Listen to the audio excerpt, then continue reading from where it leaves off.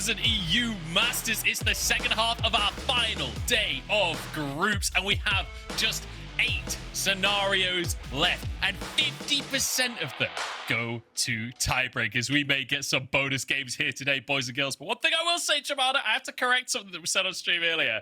50% of the scenarios remaining does not mean a 50% chance, because there are still favorites in some of these matchups. True. Also, by the way, hi, I'm Jamada. That's Munchables. Like you said, I get too excited about tiebreakers. Like you said, 50% of scenarios go to tiebreakers. We still potentially have, you know, maybe some matchups you could consider one-sided.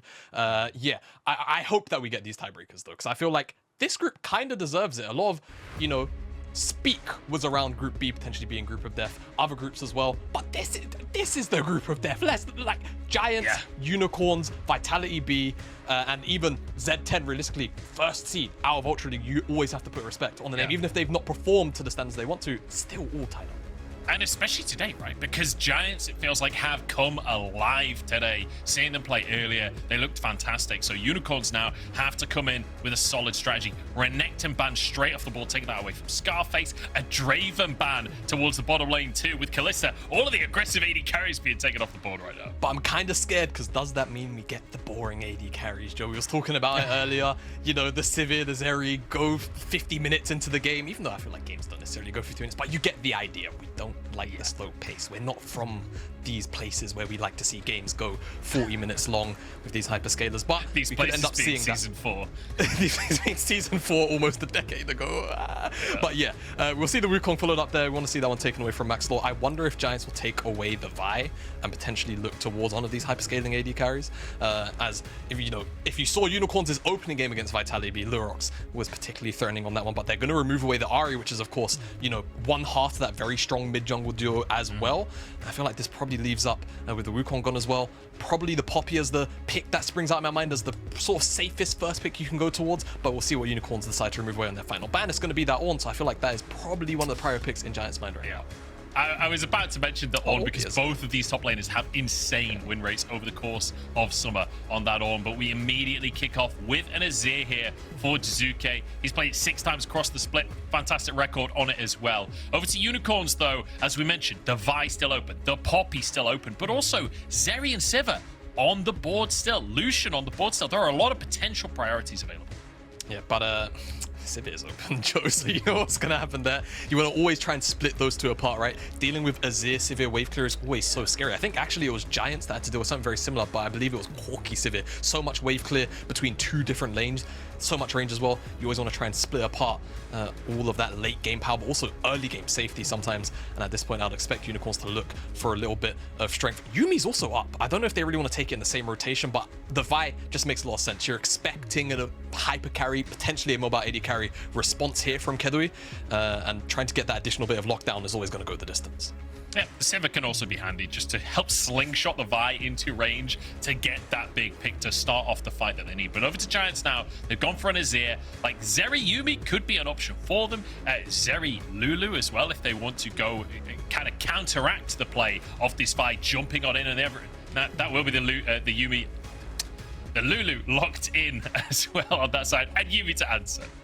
Yeah, and Yuumi kind of expected, right? You could have even gone Sivir Yuumi on R1, R2, and you probably would have been happy about it. But picking up that Vi also just kind of secures that, hey, you can even just chuck the Yuumi on top of the Vi, additional dive buddy to kind of have with you and heal you up as you move forward. Unicorns, though, what do you really want to ban away? It has to be the junglers from Maxlore, right? Poppy, obvious first one that's there, but Trundle too makes so much sense. If you want to potentially look for a safe side top laner, tanker frontliner, to try and provide a little bit of space for this Sivir. Yeah, on the side of Giants as well, you can expect some solo lanes to come off the board. Maybe try and remove some of the safer blind picks up in that top lane. You know, we've seen that Antonio loves to play the Gnar, but the Gangplank has been Scarface's like go-to alongside that Ornn. With Ornn already taken off the board, maybe a Gangplank ban could be something, but actually focusing towards the mid lane on towards Ruby. All right, this makes a lot of sense. I wonder if they'll pay respect to Ruby's Vladimir, actually. Is something that he's played only a handful of times, but I feel like if Unicorns are okay with giving up mid lane priority early, it could also be a very strong pick to go towards. The other thing in my mind, though, Ruby hasn't actually logged the game of it. This split would be someone like the Swain. I feel like Swain Yuumi so disgusting as a duo, and you just, again, it's sort of a space buyer, a frontliner to give this Sivir Shiganari so much space to kind of just do his thing. We'll see what Giants decide to round out their bans with, though, as of course still have the opportunity to effectively trim away anything they want from Ruby's pool. Jarvan being banned away is not something I necessarily expected to see today. But, it makes sense, though. You know, yeah, you're trying to deny that early proactivity, right? Trying to deny the presence on the map so that you can play for later on in the game. Aatrox taken off the board away from Scarface, and instantly we get that Sejuani lock. They were ready and waiting to lock that in. Yeah, and I wonder what the Antonio is going to go towards now, because the Aatrox gone, the Renekton gone, these are the kind of the two picks that you would traditionally want to answer Sejuani with if you're trying to put her down inside of the lane. Are you just going to answer with scaling in another tank, something like Gnar, Sion, both very safe blinds, both very strong frontliners? You could also go towards something like the Gangplank if you want to. There's the Poppy, it's made it all the way through. I feel like it kind of depends on how Giants want to play this game out more than anything at the moment, because they've got two very hyper-scaly mid and AD carries. It's really on Giants to try and find a little more proactivity. Right now, I feel like they're lacking hard engage, so they definitely need to try and find some of that. Otherwise, a lot of their options are going to rely on being in front of objectives first and then allowing Unicorns to walk into them. So top laner remaining. I'm going to be honest, the Lee Sin of the Doctor, not anticipating being locked in. This is a Poppy top. This is a toppy. This might be a toppy. That's a hell of a flex. The Antonio, though, hey, hell of a tank player, so I could see it fit in his pool. Yeah, definitely. We'll see how Unicorns want to try and respond to that through the mid lane, though. As you say, Xin Zhao can't really go top lane, so that is going to be a toppy at the end of this draft. Unicorns, plenty of options, like we said. You could go for space buyers. You've got the Sejuani and the Vi for that. It looks like they want to go towards the Corki, and I mean, I mentioned it earlier. It was Corki, well, for one, Corki Azir. Pull one out, but also Corki Sivir is the duo that we saw Giants really struggle to close out against when they were going up against Z10. So Unicorns will be taking a page out of that book and just kind of recognizing, hey, they struggle against this duo. And right now, Giants, look at their draft. Not a lot of hard engage, not a lot of proactivity tools in the traditional sense, right? You don't just have a Nautilus Ultima, a Leona, or Ornn to just kind of get fights going. And on the opposite side, for Unicorns, they're the ones with the engage options. They have scaling tools, they have wave clear, but not only that, they peel back fantastically as well with things like the Yuumi and just all of the movement speed that can be granted from that Sivir Ultimate. So I feel like Giants might struggle if they don't try and find some individual leads and have Maxlore try and leverage some of the lane priority early on that can definitely be gained from a couple of these lanes. Yeah, it feels like both of these teams have a lot of scaling available to them, but it doesn't necessarily mean that they will play a scaling game, right? Because when you've got scaling on both sides like this, it just means that you have somewhat equal power in that early game. It's going to be much more about lane priority and Lurox and Maxlore getting into these lanes to set everything up for their laners. I'm keeping my eyes on the Antonio, though, because this man has been the franchise player for Giants, the only returning player from last time Giants were in EU Masters. And it feels like now bringing out this Poppy flex pick up at the top side, a lot of pressure on him to make sure he knows what he's doing on the pick. Exactly. So much experience there. And knowing he had to deal with the Sejuani, so I'm sure it's a pretty decent matchup. Of course, the Q also has percent HP damages on it, so always going to be fine 1-to-1. And at the end of the day, Poppy, low economy champion. And when you look towards Giants draft, they want to give all the resources to Jiizuke, to Keduii. So I think it just makes a whole bunch of sense compositionally, right? I think a lot of the concern's still there for me, though. I think on the similar note as well, when we talk about the Poppy up in that top side, we were saying how, you know, this team from Giants, they need a way to start fights. They don't have that default hard engage of like the Sejuani and the Vi on the other side. But if there's one thing Poppy's good at, it's diving towers. Like, you can just picture the scenario, can't you? Where the Antonio got a couple of items, maybe a dead man's plate, and just starts running behind towers to push people out the other side and set up for the team. I'd love to see it, but Scarface, starting as he means to go on here with an early invade to force Maxlore away from his blue, but decides not to commit too hard. Yeah, not going to commit too hard. Doesn't really disrupt Maxlore that much, but gets the information that Maxlore is on his blue buff and likely to be pathing away from the top side of the map. So we'll see what Unicorns end up doing with this information, especially because Lurox is starting on the bottom side himself. A mirror of his counterpart. See if he tries to maybe set Scarface up for a little bit of early success off the back of his first clear, pathing away from Shiganari and Winsome. Lurox, I will say, in my opinion, doesn't really have too many early options to leverage outside of Scarface's lane, so could see a little bit of early attention up there. Oh, Shiganari, 1 HP! Advienne doesn't flash for it. I wasn't sure if he was going to go under the tower there, but look at this laning from Keduii and Advienne. One misstep and Shiganari loses his flash. Exactly, and that's something that Maxlore is going to very happily be noting down as he passed down towards the bottom side of the map. Of course, Shiganari going to be healed up. A lot of pots, right? Longsword 3-star, Yuumi on his back. Heal is also going to be available for Winsome if a dive ends up coming through. I think the other thing to track is Jiizuke in the mid lane, because I think he should potentially be looking to get a wave crash and maybe even roam down there. But we spoke about Lurox potentially going up towards the top side, knowing Maxlore won't be here, and he's making this visit now.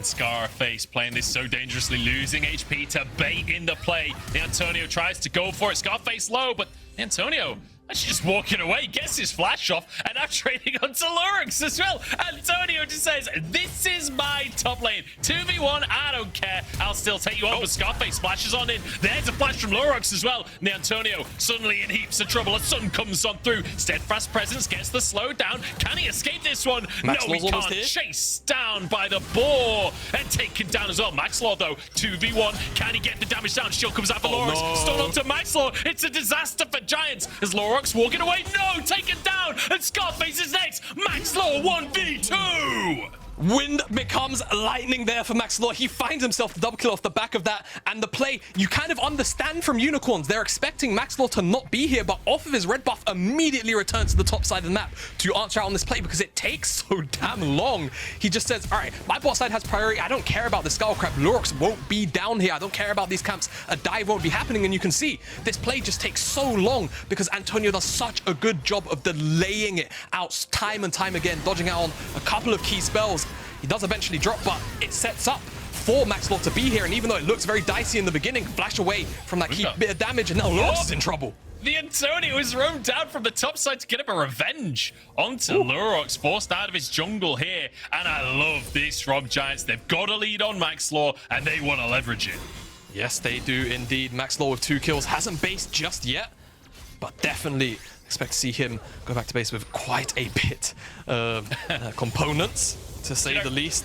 Thinking back to that replay as well, Jamada, we were saying how Poppy will be tanky late. I mean, that was Poppy without any items. Think how terrifying that is going to be from the Antonio if he can play like that later on in the fights. He bought so much time in that play, but already we're off to a pretty aggressive start both sides. We were talking, you know, Corki, Azir, Sivir, Zeri. No. This is an early game fight. Exactly. It really is. Top side of the map, complete Armageddon. Give us more fist fighting. I'm down for it. Bottom side for now, not too much going on, but you can see in the total gold right there, Maxlore, he's so far ahead of just about everybody bar Lurox, who of course found the kill, which is why he's even remotely close. Went back to base, picked up Iron Spike Whip plus that Ruby Crystal, so a lot of stats to work with. Going towards expecting the Gore Drinker. Could also go Stride Breaker in a game like this, try and slow down the backline, but Gore Drinker just gives so much to the Xin Zhao. We'll see what he's going to end up going for. Remember, he's going to have a Lulu alongside him as well, so he's going to be tough to kill in the fights. If you go for a Gore Drinker on top, like, you can imagine that Maxlore is going to facilitate a massive tanky frontline role within these team fights. So now, pressuring that top side once more. Lurox up here too. Antonio, with the shadow of his jungler here, should be able to just push this wave in if he so chooses. I think that might actually be pushing towards him as Maxlore moves in. It's just going to be a bit of damage onto Scarface. Just a little bit, but again, a lot of attention going up here towards the top side of the map. But for Giants, Maxlore, I feel like he's not really too fast, right?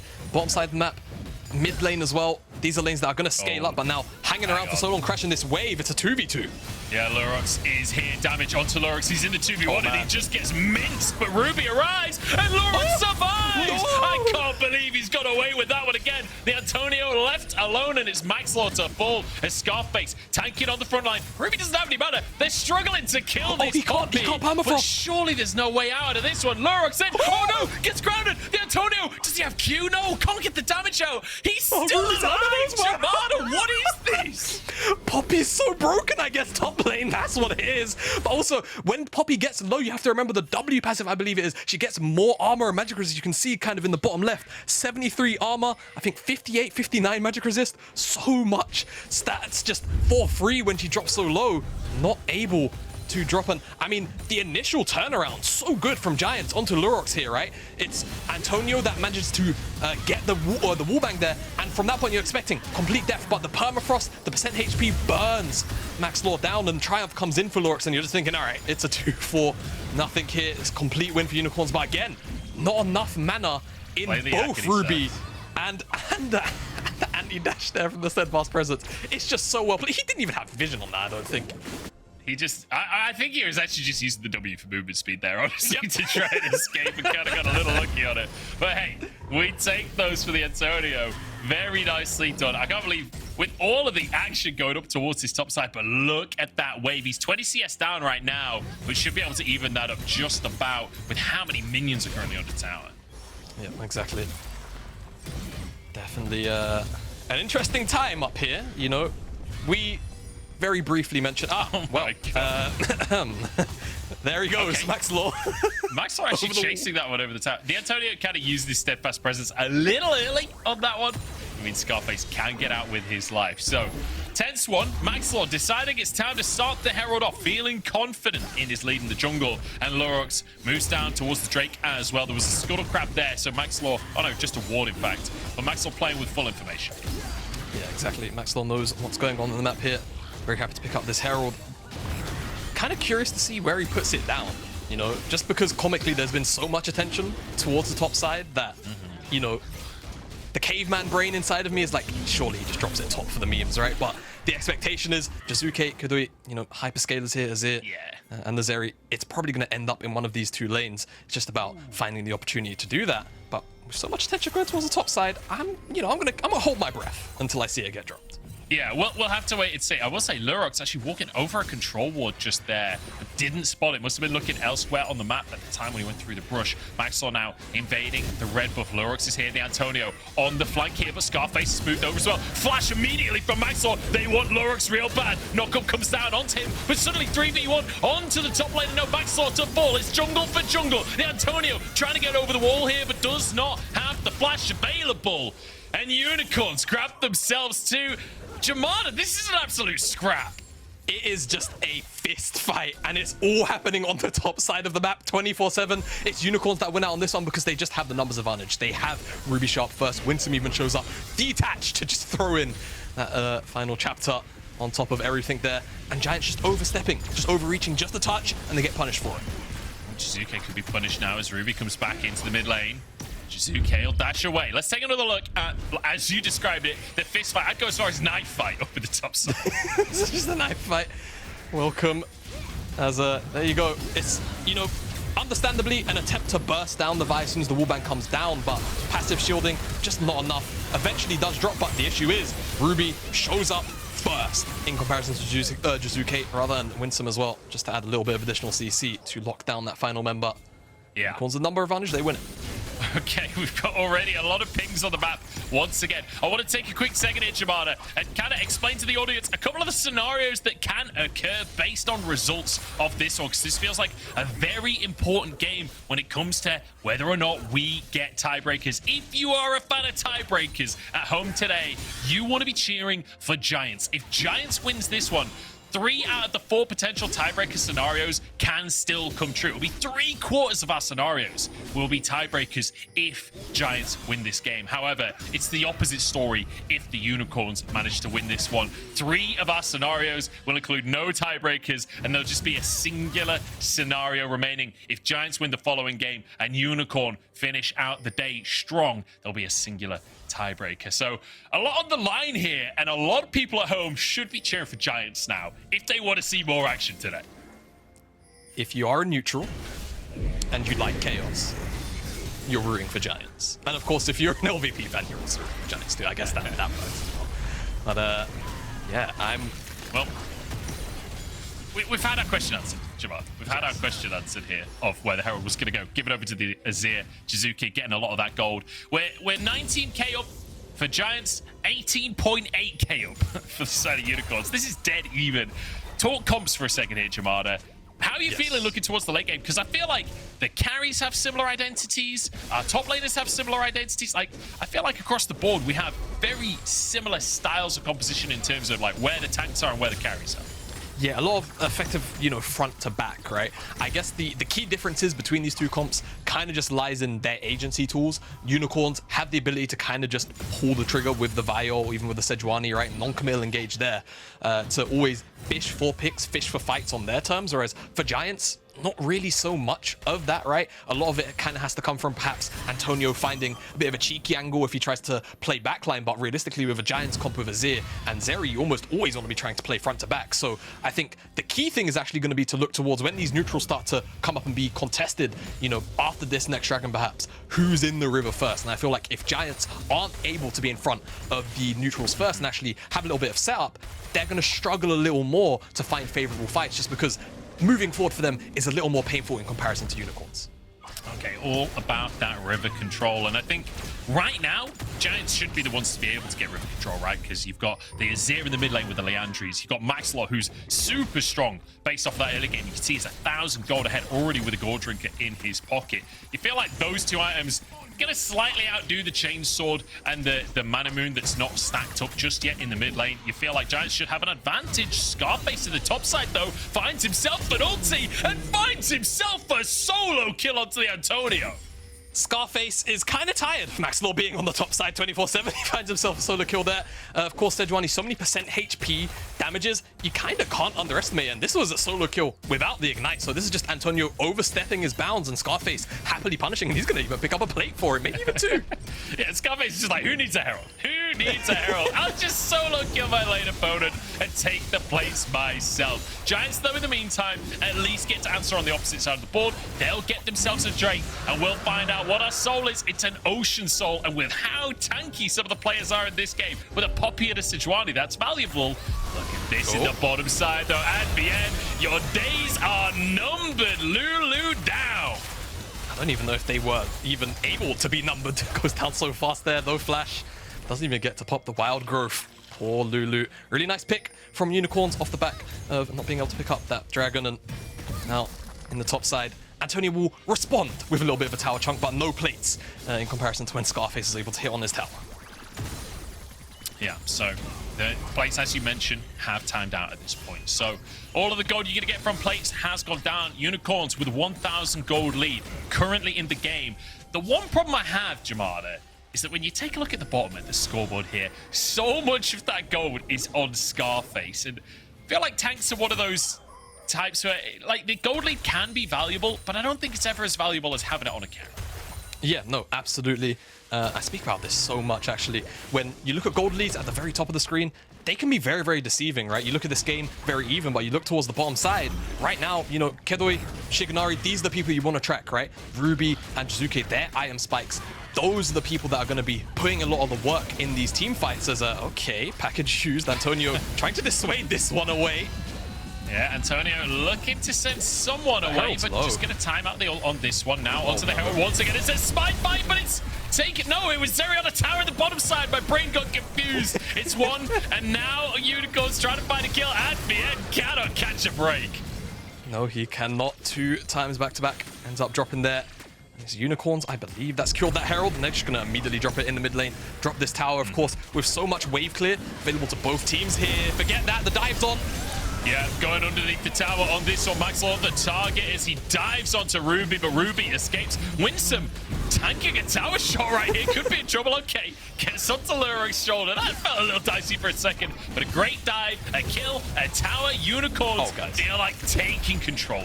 It's the most aggressive Yuumi you'll ever see in your life there from Winsome on the back end. But yeah, that mid lane tower as well, so valuable just because, again, picks like Zeri, picks like Azir, so freely going to be able to clear waves away.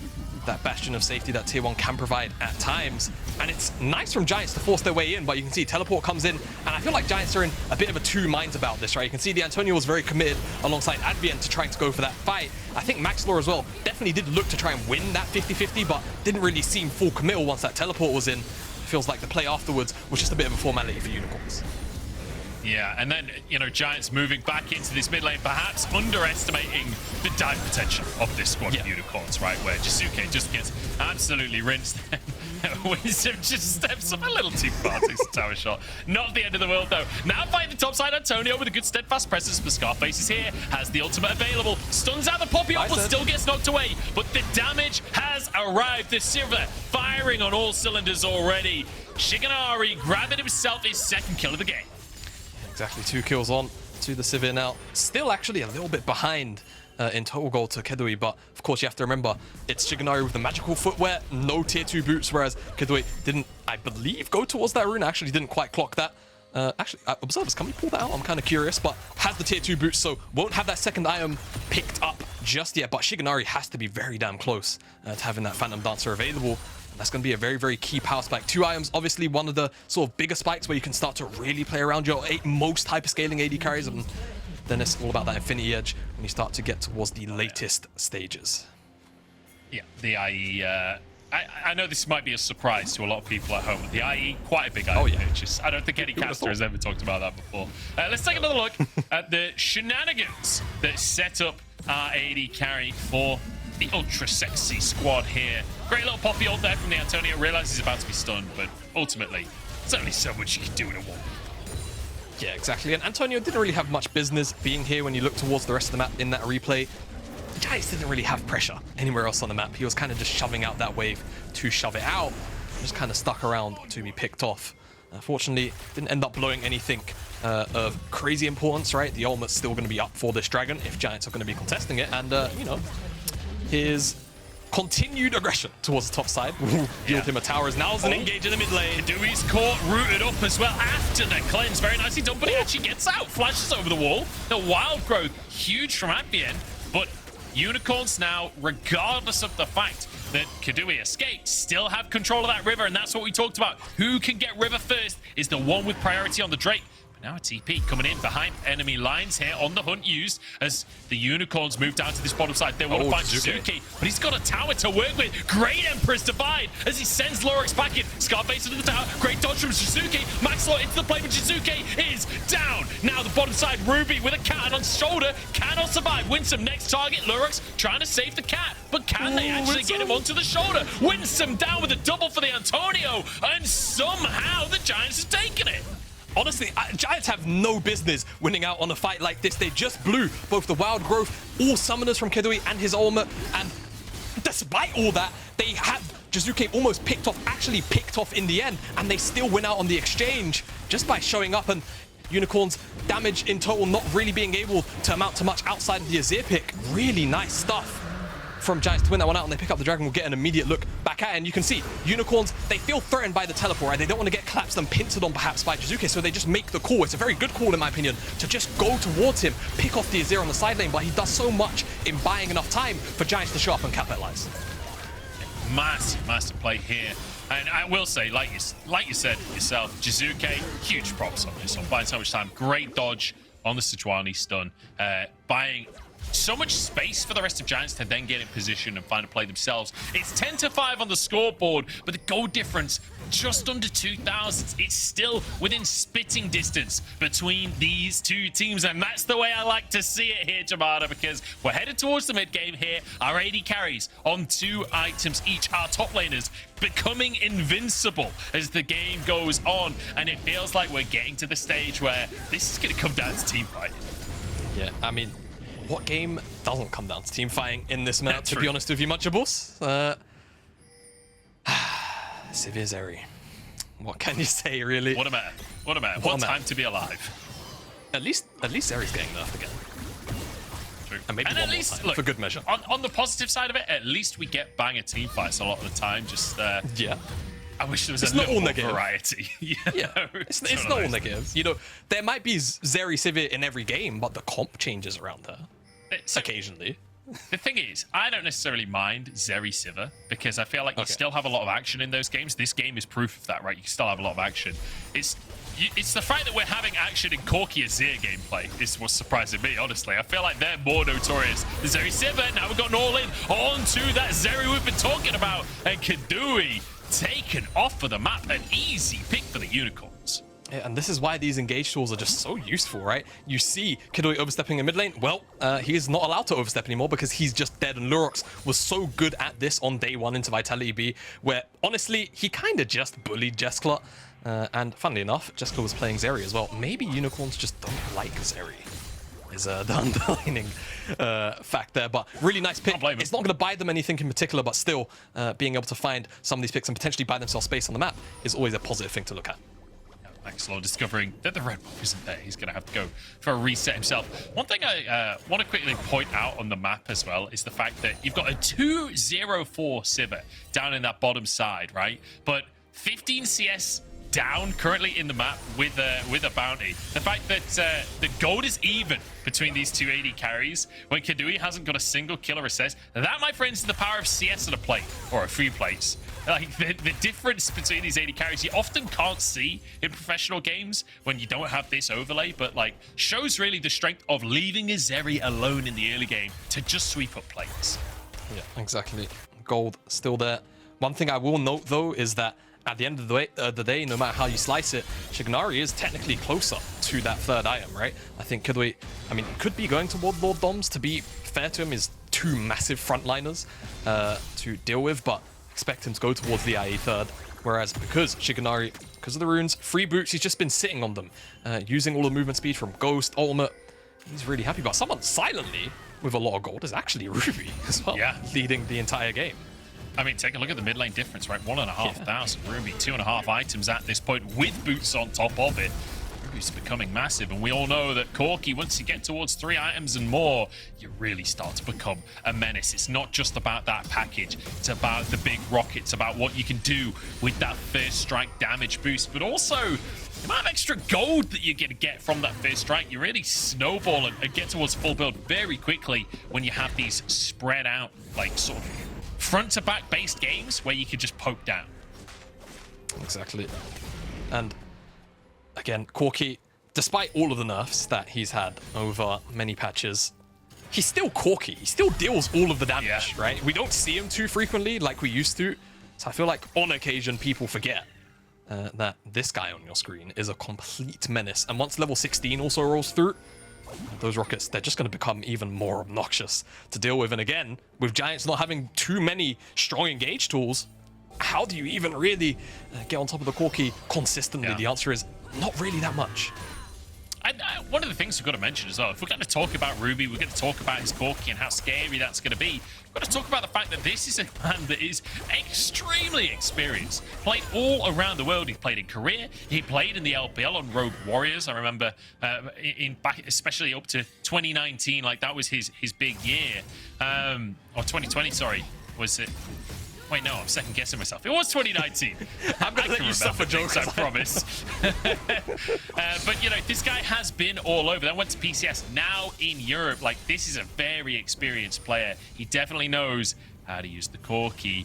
Does he know how to survive this 1v3 play? He's been found. Uses the package to get under his tower. The polymorph is huge. Now Valkyrie, now Zhonya's. Maxlore gets the wild growth. Dragon taken in the meantime as Advienne almost goes down in the play.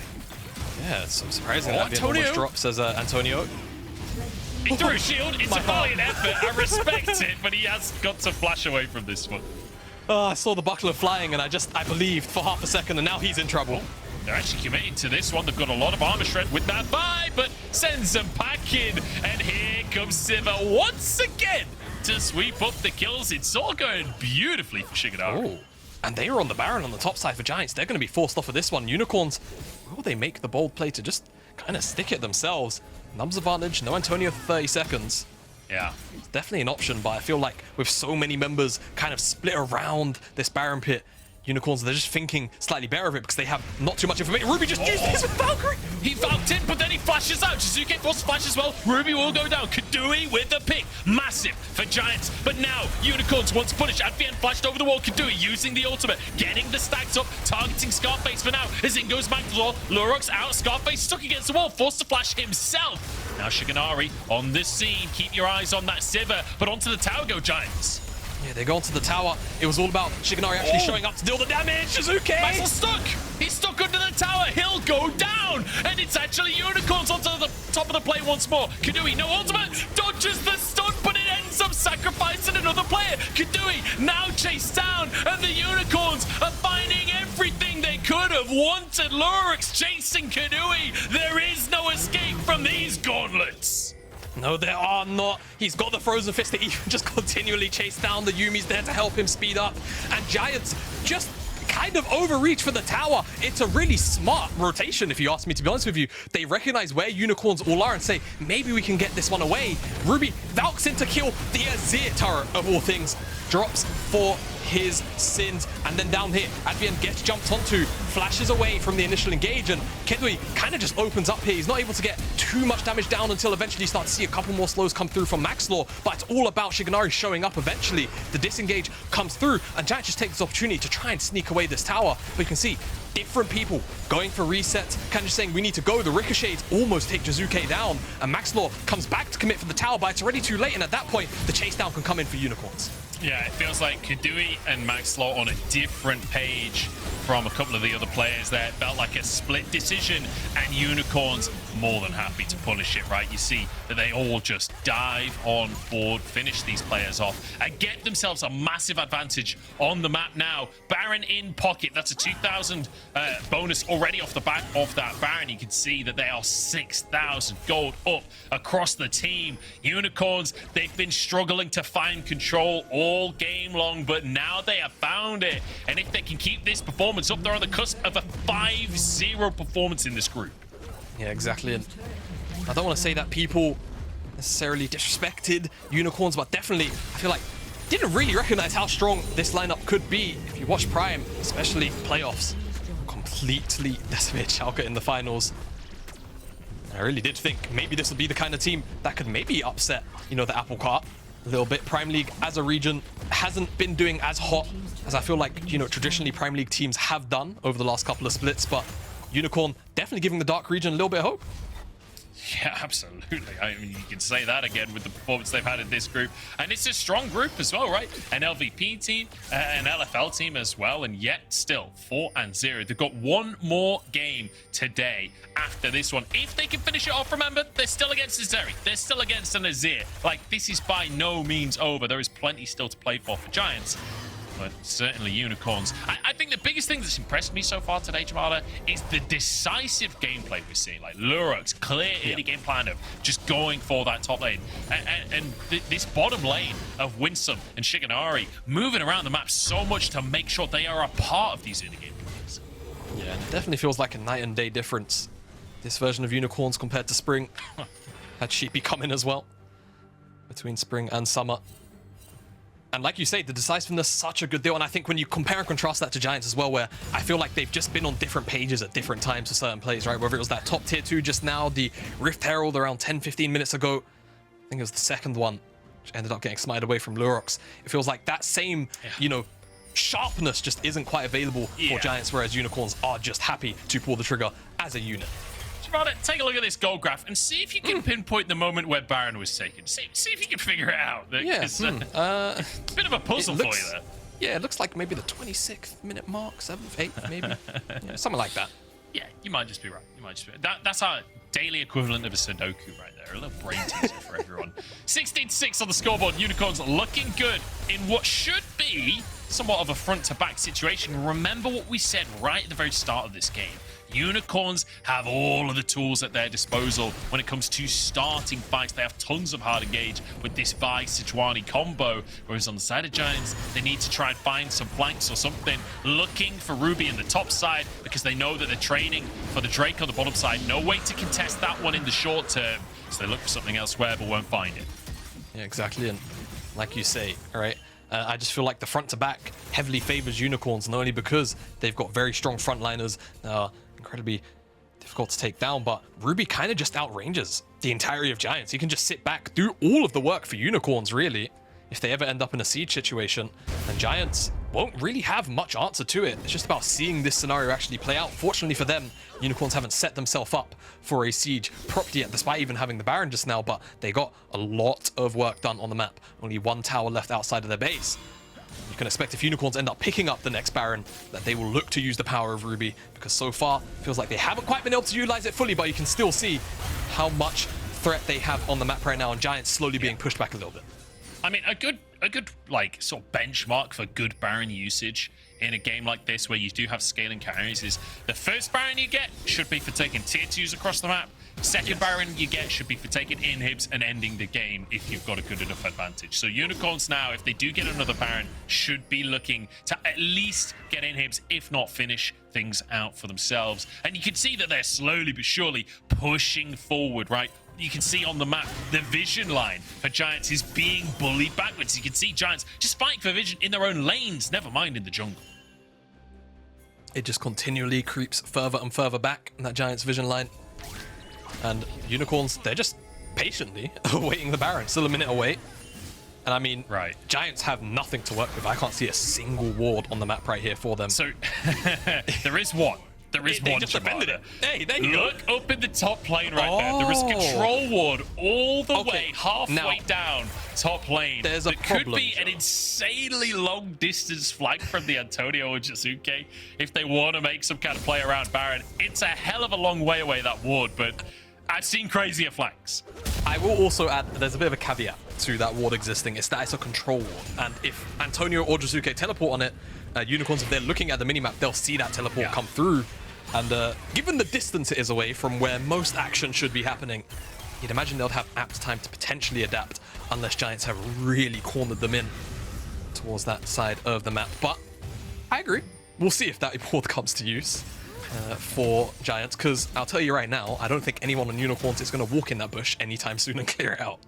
No, not hope. Look where they are on the map, right? Playing for the Baron, and rightly so, trying to clear this vision once again. I feel like they need to get control of that top lane, just push that wave out so they can more comfortably move on in here. It's Advienne and Maxlore moving in to try and find some control for themselves. And spotted by Ruby, who is firing these rockets, and they are doing some serious damage at this point into the game. And the Phosphorus Bomb, remember, does give vision of the area, so very good for taking away control wards. Yep, exactly. Very, very powerful vision denial tool, as well as just information gathering at a relatively safe distance. And Unicorns, they're just going to continue to hold the line here. Again, Giants, just no information. They're just playing this so patiently. So much discipline. You do not see this from any Euro teams. I feel like by this point, many other teams have just said, you know what? We've got control. Baron time. Let's start out. But I think Unicorns kind of recognize, hey, Dragon's up in 90 minutes. I hope not 90 seconds. Oh. Bit of a misstep playing with there. fire right there, playing with fire. I'm surprised Lurox didn't go for the play, but deciding to hold it. And the thing is, you're mentioning discipline. It's also just the pressure in this moment, right? Nobody wanting to flip this one. Unicorns, if they can get this win, they're pretty much guaranteed first seed. In fact, they are guaranteed first seed if they can get this win for themselves. Giants want to keep those tiebreaker scenarios alive. They're 2-2 right now. They do not want to go to 3 losses, and you can feel that tension within this game as Maxlore tries desperately to get some vision around Baron, because Drake is up in 1 minute's time, Jamada. It'd be Ocean Soul for the Unicorns, and I feel like this is one that Giants surely just have to contest. They absolutely have to. And you feel like if Unicorns pick up that soul, it's going to become so easy all of a sudden to, I don't want to say lose that discipline, but start to actually pressure the Baron, get it started up, damage check it a little bit, and then regen back up with the soul. If you feel like Giants' approach is a little bit too strong, too much of an option for them to potentially take a fight and win. Giants, though, I'm stuck in for half a second. It's immediate response, and Unicorns know it's going on, but look how fast it burns down. Oh, Lurox dodges out from the ult on the Antonio here, but steadfast presence means Giants, they just take this one. Now Unicorns, they must punish. They've lost the objective, but what can they find as a consolation? They get one pick onto the enemy top laner. They can move down towards the Drake here. Ruby has the package underneath him, looking for a pick onto Keduii potentially, but Keduii with summoners, and he is the Zeri, actually flashes to escape that one. It's a nice little pickup of a summoner from Ruby. Yeah, I mean, honestly, Keduii has to flash, or he might just die, to be completely frank with you. If you saw how much damage that rocket dealt to Maxlore, imagine that's Keduii's health bar. Yeah, pretty respectful, you have to admit, but still keeping himself alive, preserving the Baron buff.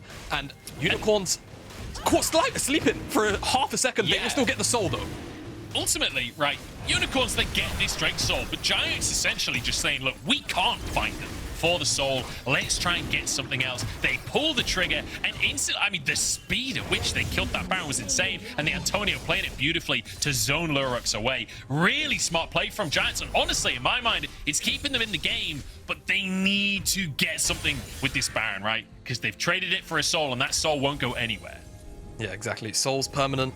Baron buff only lasts over 3 minutes, so you have to get something done here. Ocean Soul, like we said, you know, our expected use case would be that Unicorns pick up the soul potentially almost uncontested, go towards the Baron, and then play, you know, the very normal Baron dance with it. But Giants temporarily have this tool to try and slow down the game a little bit, get a couple more resources. But again, you're slowing down the game for everybody inside of it. Unicorns are still going to have the opportunity, as Lurox almost gets caught out, to give Shiganari the option to pick up that Lord Dominic's, to give Ruby the opportunity to pick up his final item as well. And now it's a 5-item Sivir. So Ruby's also going to have a little bit extra time on top of that. It's still very scary for Giants to play through. It's terrifying. And honestly, this might be the most value you will ever get out of a Mortal Wounds item. Against a Sejuani with War Mods, against Ocean Soul, against a Yuumi as well, a Bloodthirsty Sivir, a Ravenous Ruby as well. It feels like there's so much healing on the side of Unicorns. There's actually very little healing reduction on the side of Giants right now. They have no way to stop the healing coming on through, aside from the little Oblivion Orb in the pockets of Advienne. It's going to be a tough one, but Giants want to find something. They want to find a bit of a gold lead if they can, but they're still 5k down as the Antonio sends out the ult. This will be a tower taken, but Maxlore stunned. Advienne trying to zone away. Giants do get themselves the tower here. Can they escape with their lives? The Antonio the target. Scarface going in. They drop the Azir tower. Shiganari, you're very lonely over there on this side. That rocket! My lord! Half of the team just half-healthed. Corki. It never gets boring seeing it, really, does it? Even though it's a completely disgusting champion. So much damage come through, and it looks like Unicorns, they're not done. They want to chase this one down. Jiizuke, ultimate from Lurox. Oh, no. Oh, it's all gone wrong. It's an Emperor's Divide, but it don't matter because Lurox goes straight on through it. That's the long arm of the law right there as Giants try and race down the mid lane as they're going to be racing for the base at this point. Inhib is available for the side of the Unicorns if they can just push.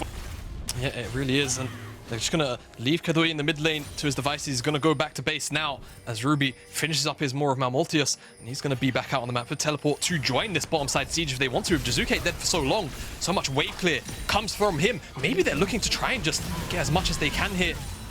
They still have 2 minions, but I feel like it's not big enough. No Baron buff. Hang on, 20 seconds still. Can they send against this? Ruby has TP right now. One sent by the Antonio getting onto Lurox here. Scarface is so tanky. He's completely invincible. He's been tagging the tower for days and still going strong. The Ocean Soul is just too much. And here comes Sivir. The machine guns out. The glaive spinning around as the Antonio next on the chopping block turns golden, but it'll only buy him a few seconds. Headed towards the fountain, and that's where he'll have to stay at this rate. Shiganari is invincible on the backline, just shredding the members of Giants, and I think they might just have done it with a final chapter coming in. That'll be the final chapter of this game. Advienne to fall. Jiizuke with a good ult, but it just won't matter. The Unicorns guarantee first seed. Unicorns get themselves first seed, a well-deserved first seed as well. So much discipline. You have to really give credit to Giants as well on the opposite side for not only keeping that competitive, but also doing things like sneaking away that Baron. Super, I don't want to say unorthodox and strange, top side plays, right? Playing through the Poppy when you've got the Azir and you've got the Zeri on the bottom side, but definitely caught it felt like Unicorns off guard, but eventually Unicorns kind of just caught on, sent more members than Giants are willing to commit to it. But eventually what really mattered was those late game team fights, and eventually it just came down to the Ocean Soul being too big of a proponent for Giants to actually climb over, and Unicorns' amazing discipline throughout a lot of these team fights claims them their first seed. I mean, we saw the amount of healing that was coming out of that Sejuani in the final fight, like tanking tower shots forever, plus 3 members of Giants. Like, there is just no killing that Sejuani. There is no way to get through Bristle at that point in the game with those kind of items and with that soul. It's just impossible. And then you throw Yuumi into the mix. It's like, okay, this is just not happening. No, like you said, you mentioned, I think it was only Advienne who was working towards the Putrifier, and it's just not enough anti-heal at that point in the game. There's massive health bars that are going to utilize the Ocean so well. I feel like it was just too much overbearing pressure, but not only that, I feel like Unicorns took a page out of Z10's book with the whole Corki plus Sivir into the Azir, just because they recognized how much Giant struggled to close out on day one. I think it was just a really nice read from them. And again, they have the agency tools through the Sejuani, through the Vi. They have the scaling options as well. I feel like this is always going to be a mountain to climb for Giants. And unfortunately, with no objective stacking, it was a bit too difficult to play. Yeah, absolutely. Too difficult to play. But over on the side of Unicorns, fantastic stuff. And we have an interview with Sheepy, their coach, as well, to talk through the ins and outs of this one. Because, I mean, straight off the bat, Sheepy, welcome to the interview. But also, what was going through your mind when you saw the Poppy? Because I was not expecting a Toppy today. I mean, actually, in draft, we were talking about it, that it can be a top lane Poppy.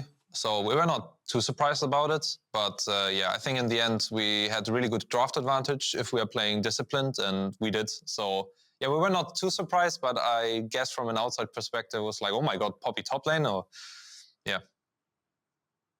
Yeah, definitely caught us off guard a little bit on the cast as well, to be honest with you. It's been a very long time since we've seen it. Obviously, as well, I want to congratulate first seed guaranteed. Straight off the bat, out of the teams from the other groups in the second seeds, is there any team in particular that you're perhaps hoping you roll into, or perhaps you actually want to play into because it could be an opponent that you feel like could threaten your run towards the later stages of the tournament? Personally, I'm just really excited playing against the French teams. I think the other teams obviously are very strong as well. And we have not scrimmed them too much, so, you know, like, we'll see from that. But yeah, I think especially LDLC is like a team to beat. And yeah, that's really interesting. And I have not researched the other teams. I'm like a person that goes step by step. So I will make sure that, you know, I get up to date about like all the other groups, what happened exactly with which team, and make the preparation together with my staff. Yeah, I want to talk quickly about the discipline that you mentioned earlier on as well, because it felt like you guys approached this game like the early game was actually fairly chaotic, right? It was, we described one of the fights in the jungle as somewhat of a fist fight, right, where it's basically a 4v4 at 10 minutes almost. But then once things got going, once you guys had control. Yeah, once you guys had control, though, it felt like you would just never let go. You had a vice-like grip. Talk me through, like, how do you prepare for that? How do you practice that and become a team that never loses control in that way? I mean, never loses control is a big word. I think we're just trying to build as many safety nets in a way where we are, like, our default is just playing good League of Legends. And I think that's kind of the goal, you know, so that, I don't know, if you have a bad day, and I go to you in the middle of the night and I ask, like, what's 1 + 1? You will be like, it's 2. And, you know, you will not be like 8, 7, 9. So we want to get to that level of like defaulting, even if you're not like feeling well, your thoughts are like wander around, that you know what's the right move to do. So yeah, I mean, the only way to do this is like rigorous practice, being extremely serious about practice as well. Like, it's something I believe in as well, like championships are being won and the practice. And yeah, that's also what I teach my players. There's only so much time in the day we dedicate towards like a certain clear goal, and everything else is like a private life. And I think they have been really well taking in all of this kind of lessons. And I mean, you can see the discipline, you know, they're playing good League of Legends. It was a game where we have advantage with poking the enemy, and we also have some options to engage, and yeah, holding like a good balance between those two is really important. So I think yeah, props to the guys. They played it very disciplined today. All right, well, good to hear that the discipline is working. Thanks so much for chatting with us, Sheepy, and good luck in your final game, and congratulations on your third seed placement. Thank you very much. Have fun casting. See you around. Bye-bye. Cheers. Catch you later, mate. Yeah, so fantastic stuff from the Unicorns there. Jamada, I have to say, bit of a banger to start off our cast today as well. Like we said, fist fights in the early game, great team fights later on. I feel like we've been treated a little bit here. We have been treated a little bit. It feels, you know, anytime we get together, it feels like it's just a recipe for a complete maelstrom. of anything that we get to watch. As yeah, I mean, it all started off with all of this top lane action, right? A little bit against expectations potentially, but for Unicorns, it was one of the places where they had a lot of strong setup. And like you also rightfully mentioned, Poppy so strong in the tower dives, expected Maxlore to be around, and this play initially went so right for Giants, and unfortunately weren't really able to leverage too much of a lead off of Maxlore's huge early jungle lead, really. Kind of surprising, honestly. It felt like Giants were going to be the ones, like you say, with Maxlore having that big lead. But then this is the fist fight we've been talking about all day long. It was the Unicorns that managed to win it out. And then the subsequent couple of fights, Unicorns seem to be slowly but surely taking control of the game, finding picks, finding ways to push that advantage forward, and most importantly, push their vision line forward as well. Yeah, and they were just so good at doing that time and time again. Anytime they picked up an objective or anytime they're able to find the pick, immediately off the back of that play, they go and set vision, and it just gave themselves the opportunity after, for example, winning out on this neutral objective play. They had the vision set up from prior to just kind of move forward, and this was, again, you know, a moment where Giants individually playing out some of these skirmishes and fights really well. Jiizuke buys enough time for the rest of his team to show up and actually punish Unicorns for, well, it's a very smart adaptation on a play-by-play moment going on, but getting Pinson just saying, you know what, we'll go for one half and not getting closed. But again, it didn't really amount to too much from the Giants side, despite, you know, what were very smart adaptations from not only Giants, but also Unicorns on the fly. Yeah, it felt like really, really smart play. And I mean, this moment, I feel like was the disaster moment for Giants, right? Where they feel like they've got the moment. They feel like they're the ones in control, but they overstep, they overforce the play, and then the re-engage comes on through. Unicorns punishing so effectively, clearing that wave. Maxlore on different page to Jiizuke, who's backing away. Keduii caught by the Sejuani, and it all fell apart. Yeah, exactly. And that's pretty much the key thing for me for this game was it felt more as if Unicorns were playing as a unit consistently, whereas Giants were on slightly individual pages at very crucial moments in the game, and that clip right there was one of them. And at this point, the game was pretty much a foregone conclusion. The formality for Unicorns to close out when they had the Ocean Soul, not enough anti-healing to shut down these frontliners. And look at that, Scarface pretty much healed back up from what felt like about 25% to 75% off of the Ocean Soul, and Yuumi just jumping on her back. Just insane. Honestly, Scarface was completely invincible by the end of things. You can see the damage numbers, not too surprising. The only surprising thing to me is how much damage the tanks were doing, actually. Both of them kind of rivaling the carries coming out. I mean, the Sejuani doing more than both the Azir and the Zeri in this one. Yeah, pretty funny, right? I mean, you have to kind of realistically look at it and say, Poppy and Sedge were probably hitting each other a fair amount in the downtime, but still the fact that, like you rightfully say, Sejuani dealt more damage than Azir and Zeri that gave, it's pretty comical to think about. But everything that you can see on our screen here kind of shows us exactly what happened as Unicorns, they secure themselves first seed in the group. Yeah, absolutely. 5-0, and it means that now this group is between Vitality B and Giants. We have two teams left in the running, both of them still with one game remaining to play. So crucial that they get those wins on the board. It's possible that it just gets finished off, but that's to be decided later on. Now we're going to jump into a break. Don't go anywhere. We've got Z10 versus Giants coming up after that break. But also don't forget that this weekend, it's the LEC finals. It'll be Fnatic versus Rogue on Saturday. The winner against G2 on Sunday. You just know it's going to be a banger.